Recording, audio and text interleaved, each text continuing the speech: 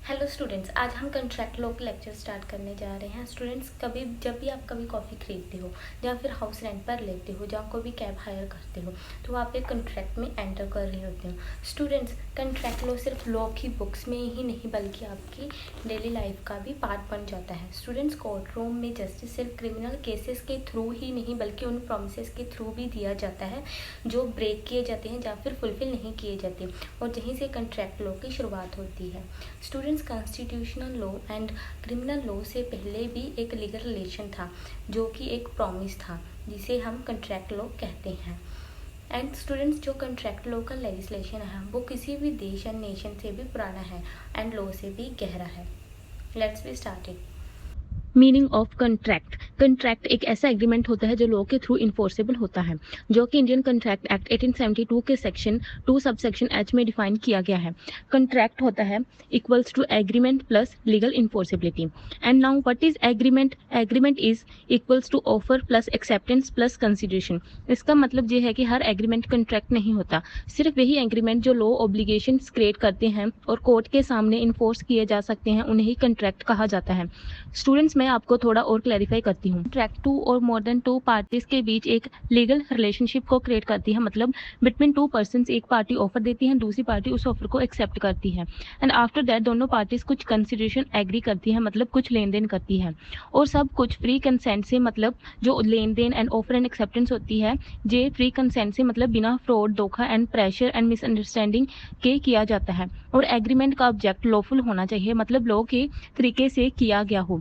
ये सब मिलके बनाते हैं एक वैलिड एग्रीमेंट, और अगर ये एग्रीमेंट को कोर्ट के थ्रू इन्फोर्स किया जा सकता हो तो उस एग्रीमेंट को कंट्रैक्ट कहते हैं। Section 2 subsection H of Indian contract act 1872 के अंडर इसकी डेफिनेशन दी गई है। An agreement enforceable by the law is a contract. And students, अगर लॉ की नज़र में ये कंट्रैक्ट और प्रॉमिस तोड़ा गया तो कोर्ट एक्शन ले सकती है। सभी कंट्रैक्ट एग्रीमेंट होते हैं लेकिन सभी एग्रीमेंट कंट्रैक्ट नहीं होते। Students, for more clarity we will discuss short differences between the word contract and agreement. So here is the differences. Agreement और कंट्रैक्ट दोनों वर्ड्स यूजली सिमिलर लगते हैं बट इनका लीगल मीनिंग डिफरेंट होता है। Agreement का मतलब होता है 2 और मोर देन 2 पर्सन्स के बीच एक प्रॉमिस जिसमें कोई कंसिडरेशन होता है, मतलब बदले में कुछ लेना देना। लेकिन हर एग्रीमेंट लीगली इन्फोर्सेबल नहीं होता। जैसे कि अगर कोई कहे मैं कल तुमसे मिलूंगा तो ये एक सोशल प्रॉमिस है, पर अगर वो नहीं मिलता तो कोर्ट उसके अगेंस्ट कुछ नहीं कर सकती। Contract on the other side is a वही एग्रीमेंट होता है जो लॉ की नज़र में वैलिड हो और जिसे कोर्ट इन्फोर्स कर सके। इसका मतलब है कंट्रैक्ट बनाने के लिए सिर्फ प्रोमिसेस काफ़ी नहीं बल्कि पार्टीज का इंटेंशन होना चाहिए कि वो लीगल रिस्पॉन्सिबिलिटी लेना चाहती हैं और उनका एग्रीमेंट लीगल टर्म्स के अकॉर्डिंग हो। जैसे कि बाल्फोर वर्सेस वाल्फर केस में हस्बैंड वाइफ के बीच डोमेस्टिक अरेंजमेंट था लेकिन कोर्ट ने उसे कंट्रैक्ट नहीं माना क्योंकि उनके बीच लीगल रिलेशनशिप बनाने की इंटेंशन नहीं थी। दैट्स वाई कंट्रैक्ट सिर्फ तब बनता है जब एग्रीमेंट के साथ लीगल इन्फोर्सेबिलिटी भी हो। स्टूडेंट्स, लीगल इन्फोर्सिबिलिटी एक बहुत ही इंपॉर्टेंट एलिमेंट है किसी भी एग्रीमेंट को कॉन्ट्रैक्ट बनाने के लिए। अब हम इसके कुछ एग्जांपल्स देखते हैं। फर्स्ट सिचुएशन इज कब एग्रीमेंट कॉन्ट्रैक्ट नहीं होता। मैं तुझे कल मिलूंगा, ये एक सोशल प्रॉमिस है लेकिन अगर नहीं मिले तो कोर्ट कुछ नहीं करेगा। सेकंड, वैलिड कॉन्ट्रैक्ट, कब एग्रीमेंट एक कॉन्ट्रैक्ट बनेगा। फॉर एग्जांपल, ए ने बी को एक कार बेचने का रिटर्न ऑफर दिया ₹5 लाख में, बी ने एक्सेप्ट किया, दोनों ए एंड बी ने एग्रीमेंट साइन किया जो एक कॉन्ट्रैक्ट है क्योंकि ऑफर एक्सेप्टेंस कंसिडरेशन है इसमें एंड लीगल पर्पस के लिए भी है एंड कंसेंट फ्री है दोनों पार्टीज की और जे लॉ के थ्रू इन्फोर्स हो सकता है। Student, before we will see the evaluation and history of the contract law we will discuss that word contract कहाँ से आया और इसका ओरिजिन क्या है। So students, Latin origin of the word contract is that word contract आया है Latin word contracts से जो कि एक वर्ब कंट्रहेयर से आया है। Latin meaning con means together means साथ, ट्रहेयर मीन्स टू ड्रॉ और खींचना या फिर पुल करना। So if we will see all together, contract here the meaning है to draw together or to bring together means साथ खींचना या एक साथ लाना। Students, legal interpretation of the word is मतलब law the language which contract ਉਹ promise ਹੁੰਦਾ ਹੈ where two or more parties एक दूसरे ਦੇ ਨਾਲ legal obligation ਵਿੱਚ binding ਹੁੰਦੀਆਂ ਨੇ ਜਿਸ promise ਨੂੰ court enforce ਕਰ ਸਕਦੀ ਹੈ। ਇਸ ਕੰਟਰੈਕਟ ਦਾ origin ਮੀਨਿੰਗ ਦੇਖਦੇ ਹੋਏ ਤੁਹਾਨੂੰ ਮੇਰੀ ਲੈਂਗੁਏਜ ਦੇ ਵਿੱਚ ਕੁਝ ਕਨਫਿਊਜ਼ਨਸ ਲੱਗੀਆਂ ਹੋਣੀਆਂ, ਬਟ ਤੁਹਾਡੀ ਸਕਰੀਨ ਤੇ ਪ੍ਰੋਪਰ ਨੋਟਸ ਹੈ, ਤੁਸੀਂ ਦੇਖ ਸਕਦੇ ਹੋ। It is very easy. Move further forward. Contract word modern ਲੱਗ ਸਕਦਾ ਹੈ, ਪਰ ਇਸ ਦੀ ਜੜ ਮਤਲਬ ਦੀ ਇਸ ਦੇ roots real origin Latin word contractus which है, जिसका मतलब है टू और मोर पर्सन्स आपस में कुछ प्रॉमिस और डिसीजन लेते हैं, जैसे काम करने का, पैसे देने का और कुछ बेचने खरीदने का। ये प्रॉमिसेस सिर्फ मुंह से नहीं बल्कि ऐसे होते हैं जिसको लोग कहता है कि अगर कोई इन्हें नहीं फॉलो करेगा तो दूसरा इंसान कोर्ट जाके इंसाफ मांग सकता है एंड कोर्ट सोल्यूशन देगी, मतलब उसको इन्फोर्स करवाने के लिए। स्टूडेंट्स, जब हम वर्ड कंट्रैक्ट को डिस्कस करते हैं तो सिर्फ एक लीगल पेपर या डॉक्यूमेंट की बात नहीं करते, हम बात करते हैं consent, offer, negotiation, term, reciprocity, मतलब दो तरह फायदा मीन्स दोनों साइड फायदा होना, एक्सेप्टेंस एंड कैपेसिटी और ट्रस्ट की, जो सब मिलके इस एक वर्ड कंट्रैक्ट को एक पावरफुल लीगल प्रॉमिस बना देते हैं। स्टूडेंट्स, आपकी स्क्रीन पर वर्ड कंट्रैक्ट की एक फुल फॉर्म है, आप देख सकते हो, जो खुद itself word contract itself carry it's meaning and essentials. इस कंट्रैक्ट वर्ड के अंदर ही आपको ऑलमोस्ट सारा कंसेप्ट मिल जाता है। Now we will move forward to history and evolutions of the contract law. Let's we start origin and the history of the contract law first. During the times of the ancient India, in ancient India when modern legal system नहीं था, then ancient holy books मतलब भारतीय धार्मिक ग्रंथ जैसे Manusmriti, Yajnavalkya Smriti and Narada Smriti agreement and promises related concept मिलते सी। Key features: agreement verbal ਹੁੰਦਾ ਸੀ, not written one. If someone given debt or promised other person means अगर किसी person ने उधार ਦਿੱਤਾ ਜਾਂ promise ਦਿੱਤਾ, ਉਹ social values and moral obligation ਉੱਪਰ based ਹੁੰਦਾ ਸੀ। ਥਰਡ, ਇਨਫੋਰਸਿਬਿਲਿਟੀ ਦਾ ਮਤਲਬ ਸੀ ਕਿ ਅਗਰ ਕੋਈ ਪ੍ਰੋਮਿਸ ਤੋੜਦਾ ਉਹ ਪਰਸਨ ਸੁਸਾਇਟੀ ਵਿੱਚ ਬਦਨਾਮ ਹੋ ਜਾਂਦਾ, ਮਤਲਬ ਉਸ ਪਰਸਨ ਦੀ ਸੁਸਾਇਟੀ ਵਿੱਚ ਰੈਪੂਟੇਸ਼ਨ ਘਟ ਜਾਂਦੀ ਸੀ, ਪਰ ਕੋਰਟ ਕੰਟਰੈਕਟ ਨੂੰ ਇਨਫੋਰਸ ਨਹੀਂ ਕਰਦੀ ਸੀ। ਫॉर एग्जांपल, किसी पर्सन ने किसी पंडित एंड बिजनेसमैन मीन्स व्यापारी तो मनी लोन ते ਲਈ एंड प्रॉमिस ਕੀਤਾ कि ईच मंथ पैसे वापस करेगा। ਜੇ ਪਰ ਉਹ ਪਰਸਨਸ ਪੈਸੇ ਵਾਪਸ ਨਾ ਕਰੇ, ਦੈਨ ਸੁਸਾਇਟੀ ਵਿੱਚ ਉਸਦੀ ਇਨਸਲਟ ਹੁੰਦੀ ਸੀ ਐਂਡ ਸੁਸਾਇਟੀ ਵੱਲੋਂ ਨਿਗਲੈਕਟ ਕੀਤਾ ਜਾਂਦਾ ਸੀ, ਪਰ court at that time step ਨਹੀਂ ਲੈ ਸਕਦੀ ਸੀ। ਸੈਕੰਡ, ਅੰਡਰ ਰੋਮਨ ਲੋ ਇਨਫਲੂਐਂਸ। ਰੋਮਨ ਲੋ ਮਾਡਰਨ ਕੰਟਰੈਕਟ ਲੋ ਦਾ ਸਭ ਤੋਂ ਇੰਪੋਰਟੈਂਟ ਹਿਸਟੋਰੀਕਲ ਸੋਰਸ ਹੈ। ਇੱਥੇ ਲੀਗਲ ਸਿਸਟਮ ਨੇ ਕੰਟਰੈਕਟ ਨੂੰ ਕਲਾਸੀਫਾਈ ਕੀਤਾ ਔਰ ਲੀਗਲ ਇਨਫੋਰਸਿਬਿਲਿਟੀ ਦੀ ਸੋਚ ਵੀ ਡਿਵੈਲਪ ਹੋਈ। ਇੰਪੋਰਟੈਂਟ ਡਾਕਟਰੀਨਸ: ਪੈਕਟਾ ਸੈਂਟ ਸਰਵੈਂਡਾ ਲੈਟਿਨ ਫਰੇਜ਼ ਹੈ, ਜਿਸ ਦਾ ਮਤਲਬ ਹੈ agreement must B kept. Agreement ਨੂੰ ਨਿਭਾਉਣਾ ਹੀ ਪੈਂਦਾ ਹੈ, ਮੀਨਸ ਐਗਰੀਮੈਂਟ ਨੂੰ ਫੋਲੋ ਹੀ ਕਰਨਾ ਪੈਂਦਾ ਹੈ। It's important. Roman laws contract ਦੇ ਟਾਈਪਸ ਸੀ। First is contracts verbis, means verbally ਬਣਾਇਆ ਗਿਆ contract. Second is contracts litteris, means written form 'ਚ ਬਣਾਇਆ ਗਿਆ ਕੰਟਰੈਕਟ। ਰੋਮਨ ਸਿਸਟਮ ਹੋਰ ਵੀ ਜ਼ਿਆਦਾ ਡਿਵੈਲਪਡ ਹੋਇਆ with the classification of bilateral means obligation on both side and unilateral means obligation at one side ਕੰਟਰੈਕਟਨ ਦੇ ਨਾਲ। ਫॉर एग्जाम्पल, ਇੱਕ person ਨੇ ਵਰਬਲੀ ਐਗਰੀਮੈਂਟ ਕੀਤਾ ਕਿ ਉਹ ਕਿਸੇ ਨੂੰ ਰੈਂਟ ਤੇ ਕਰ ਦੇਵੇਗਾ। ਰੋਮਨ ਲੋ ਕਹਿੰਦਾ ਸੀ ਅਗਰ ਪ੍ਰੋਮਿਸ ਕੀਤਾ ਗਿਆ ਹੈ ਤਾਂ ਉਸ ਨੂੰ ਨਿਭਾਉਣਾ ਮਤਲਬ ਫੁਲਫਿਲ ਕਰਨਾ ਹੋਵੇਗਾ। Third is English common law. Contract law ਦਾ ਬੇਸ ਸਿਸਟਮ ਹੈ। ਮਾਡਰਨ ਕੰਟਰੈਕਟ ਲੋ ਦਾ ਫਾਊਂਡੇਸ਼ਨ ਇੰਗਲਿਸ਼ ਕਾਮਨ ਲੋ ਤੇ ਹੀ ਟਿਕਿਆ ਹੋਇਆ ਹੈ, ਮੀਨਸ ਜੋ ਇੰਡੀਆ ਦੇ ਵਿੱਚ ਅੱਜ ਕੰਟਰੈਕਟ ਲੋ ਫੋਲੋ ਕੀਤਾ ਜਾਂਦਾ ਹੈ ਉਸ ਦਾ ਬੇਸ ਇੰਗਲਿਸ਼ ਲੋ ਤੋਂ ਹੈ, ਮਤਲਬ ਆਲਮੋਸਟ ਇੰਗਲਿਸ਼ ਕਾਮਨ ਲੋ ਦੇ ਉੱਪਰ ਹੀ ਬੇਸਡ ਹੈ। ਬ੍ਰਿਟਿਸ਼ ਟਾਈਮ 'ਚ ਇਹਨਾਂ ਪ੍ਰਿੰਸੀਪਲ ਨੂੰ ਹੋਰ ਵੀ ਜ਼ਿਆਦਾ ਸਿਸਟਮਾਈਜ਼ ਕੀਤਾ ਗਿਆ।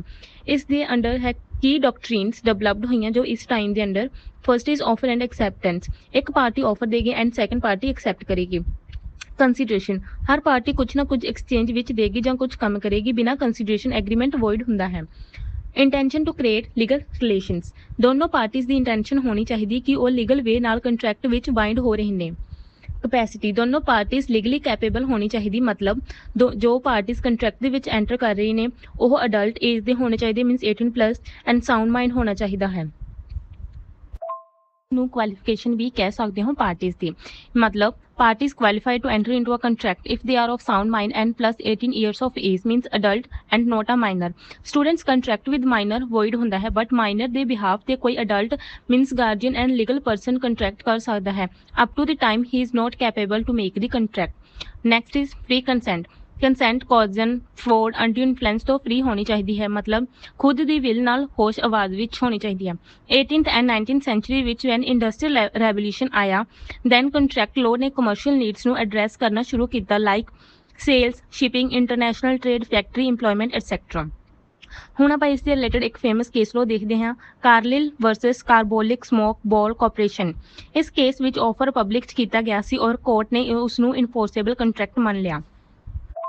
We will see the development of the contract law in India, means contract law India ਦੇ ਵਿੱਚ ਕਿੱਦਾਂ ਡਿਵੈਲਪਡ ਹੋਇਆ। ਇੰਡੀਆ ਨੇ ਬ੍ਰਿਟਿਸ਼ ਰੂਲ ਦੇ ਟਾਈਮ 'ਚ ਇੰਗਲਿਸ਼ ਕਾਮਨ ਲਾਅ ਅਡਾਪਟ ਕੀਤਾ। ਉਸ ਦਾ ਰਿਜ਼ਲਟ ਸੀ ਦਾ Indian contract act 1872।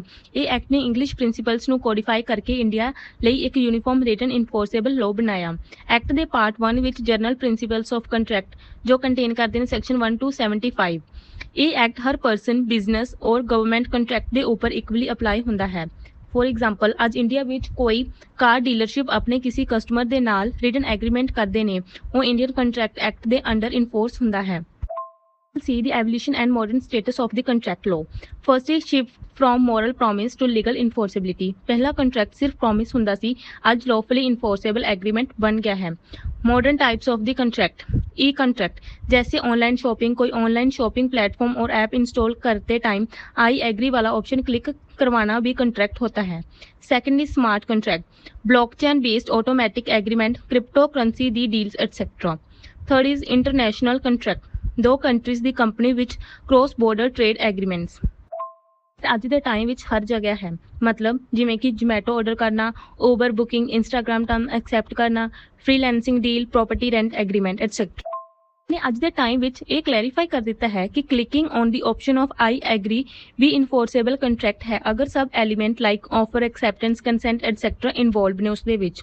So students, contract ਲੋ ਇੱਕ ਐਂਸ਼ੀਅੰਟ ਕਨਸੈਪਟ ਹੋ ਕੇ ਵੀ ਮਾਡਰਨ ਟੈਕਨੋਲੋਜੀਕਲ ਇਨਵਾਇਰਨਮੈਂਟ ਦੇ ਨਾਲ ਇਵੋਲਵ ਡਿਵੈਲਪਡ ਹੋਇਆ ਹੈ। Where at ancient time agreement ਸਿਰਫ ਮੋਰਲ ਪ੍ਰੋਮਿਸ ਸੀ, ਅੱਜ ਉਹ ਲੀਗਲ ਲਾਇਬਿਲਿਟੀ ਬਣ ਚੁੱਕਾ ਹੈ, ਚਾਹੇ ਉਹ ਆਫਲਾਈਨ ਬਿਜ਼ਨਸ ਡੀਲ ਹੋਵੇ ਜਾਂ ਆਨਲਾਈਨ ਡਿਜੀਟਲ ਕੰਸੈਂਟ। ਇੱਥੋਂ ਤੱਕ ਆਪਾਂ ਦੇਖਿਆ meaning, origin and the evolution ਔਰ history of the contract act and India ਦੇ ਵਿੱਚ ਕਿੱਦਾਂ ਡਿਵੈਲਪਡ ਹੋਇਆ and some modern forms of the contract. Now we will move further forward to the importance of the contract law. Now we will discuss importance of the contract law. First is regulate promises in the society. Contract law society ਵਿੱਚ ਹੋਣ ਵਾਲੇ daily promises ਨੂੰ regulate ਕਰਦਾ ਹੈ। Every person ਕਿਸੇ ਨਾ ਕਿਸੇ farm ਵਿੱਚ ਕਿਸੇ promise and agreement the part ਬਣ ਰਹੇ ਹੁੰਦੇ ਨੇ, ਜੈਸੇ ਰੈਂਟ ਤੇ ਹਾਊਸ ਲੈਣਾ, ਕਿਸੇ ਬਿਜ਼ਨਸ ਡੀਲ ਨੂੰ ਹਾਂ ਕਹਿਣਾ ਐਟਸੈਟਰਾ। ਹਰ ਪ੍ਰੋਮਿਸ ਇਨਫੋਰਸੇਬਲ ਨਹੀਂ ਹੁੰਦੇ। ਕੰਟਰੈਕਟ ਲਾਅ ਡਿਸਾਈਡ ਕਰਦਾ ਹੈ ਕਿ ਵਿਚ ਪ੍ਰੋਮਿਸਸ ਲੀਗਲੀ ਬਾਈਂਡਿੰਗ ਨੇ, ਮੀਨਸ ਕਿਹੜੇ ਪ੍ਰੋਮਿਸ ਨੂੰ ਕੰਟਰੈਕਟ ਮੰਨਿਆ ਜਾਂਦਾ ਹੈ ਐਂਡ ਉਹ ਲੀਗਲੀ ਇਨਫੋਰਸੇਬਲ ਕੀਤੇ ਜਾਂਦੇ ਨੇ ਕੋਰਟ ਦੇ ਥਰੂ ਐਂਡ ਵਿਚ ਪ੍ਰੋਮਿਸਸ ਸਿਰਫ ਸੋਸ਼ਲ ਐਂਡ ਮੋਰਲ ਹੁੰਦੇ ਨੇ।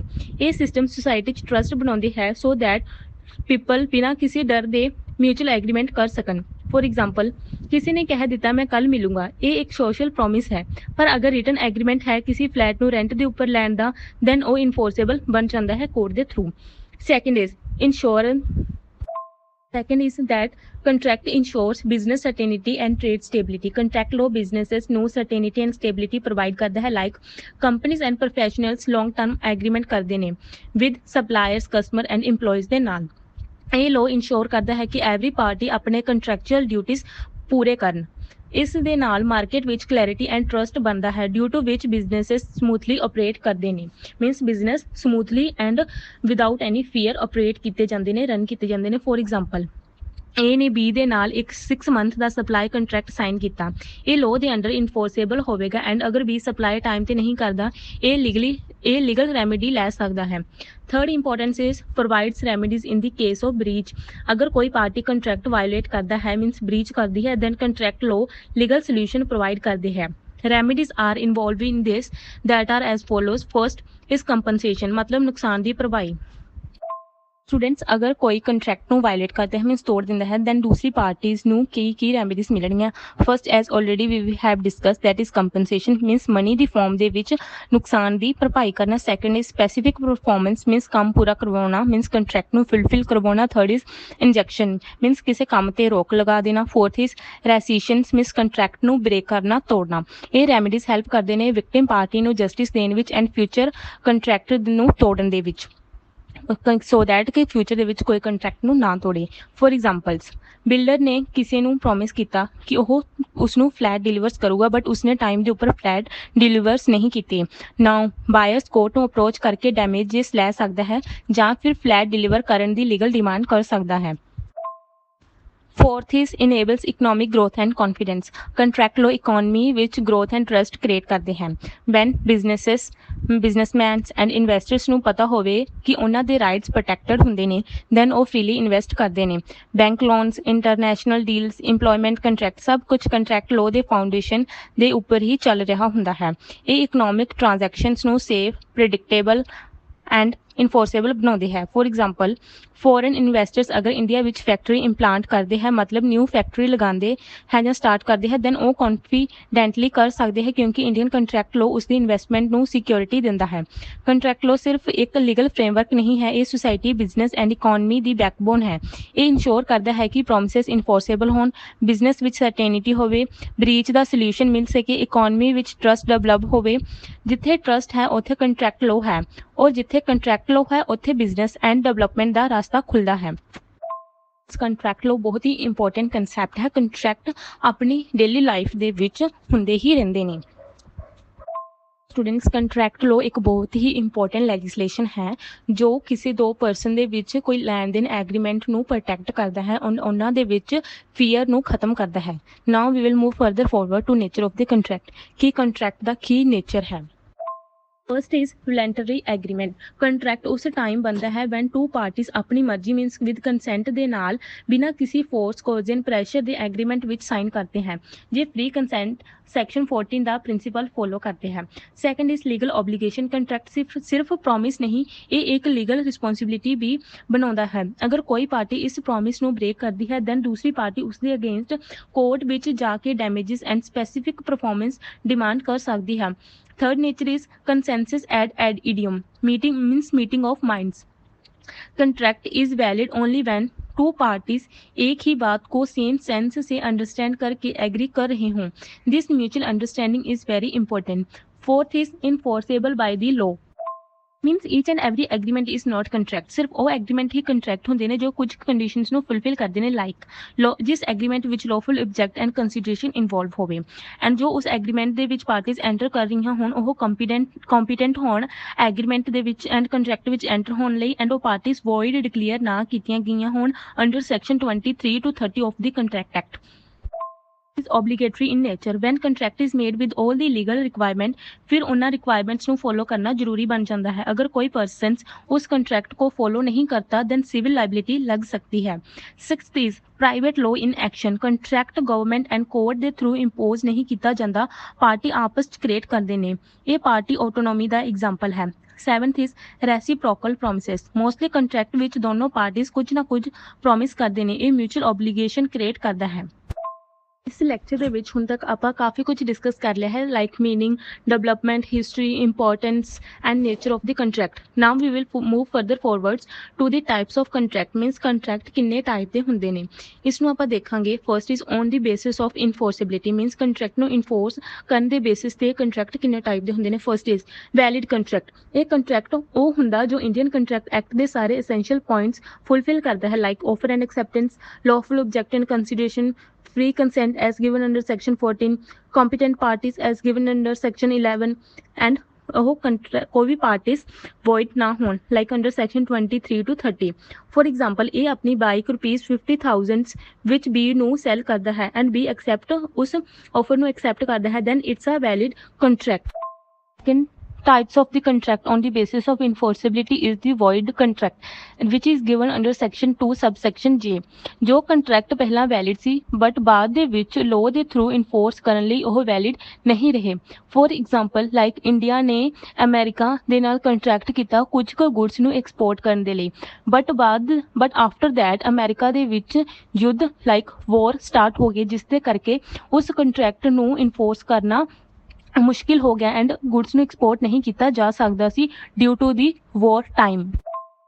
ਸਟਾਰਟਿੰਗ ਟਾਈਮ ਕੋਈ ਇੱਕ ਕੰਟਰੈਕਟ ਵੈਲਿਡ ਹੁੰਦਾ ਹੈ ਬਟ ਲੇਟਰ ਔਨ ਵੋਇਡ ਹੋ ਜਾਵੇ. Third kind is void agreement which is given under section 2 subsection G.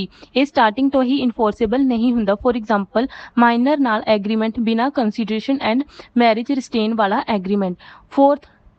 fourth kind is voidable contract which is given under section 2 subsection आई. ਇਹ contract ਸਿਰਫ ਇੱਕ party enforce ਕਰ ਸਕਦੀ ਹੈ, ਦੂਸਰੀ ਨਹੀਂ. ਫੋਰ ਐਗਜ਼ਾਮਪਲ ਏ ਨੇ ਥ੍ਰੈਟ ਦੇ ਕੇ ਬੀ ਤੋਂ ਕੰਟਰੈਕਟ ਸਾਈਨ ਕਰਵਾਇਆ, ਬੀ ਚਾਹੇ ਤਾਂ ਇਹ ਕੰਟਰੈਕਟ ਵੋਇਡ ਕਰ ਸਕਦਾ ਹੈ. Fifth kind is unenforceable contract valid ਹੁੰਦਾ ਪਰ ਕਿਸੇ ਟੈਕਨੀਕਲ ਡੈਫੀਸ਼ੀਐਂਸੀ ਦੇ ਕਾਰਨ ਇਨਫੋਰਸ ਨਹੀਂ ਹੋ ਸਕਦਾ। ਜੋ ਕੰਟਰੈਕਟ ਰਿਟਨ ਵਿੱਚ ਨਾ ਹੋਣਾ, ਸਟੈਂਪ ਐਂਡ ਰਜਿਸਟ੍ਰੇਸ਼ਨ ਦਾ ਨਾ ਹੋਣਾ। ਫॉर एग्जाम्पल ₹20,000 ਤੋਂ ਜ਼ਿਆਦਾ ਲੋਨ ਅਨਸਟੈਂਪਡ ਐਗਰੀਮੈਂਟ ਤੇ ਟੈਕਨੀਕਲ ਪ੍ਰੋਬਲਮ ਕਰਕੇ ਕੰਟਰੈਕਟ ਦੇ ਉੱਪਰ ਸਟੈਂਪਸ ਐਂਡ ਸਾਈਨ ਨਾ ਹੋਣ। ਇਜ਼ ਇਲੀਗਲ ਕੰਟਰੈਕਟ, ਇਹ ਉਹ ਕੰਟਰੈਕਟ ਹੁੰਦਾ ਜੋ ਲੋਅ ਨੂੰ ਵਾਇਲੇਟ ਕਰੇ, like crime and immoral act.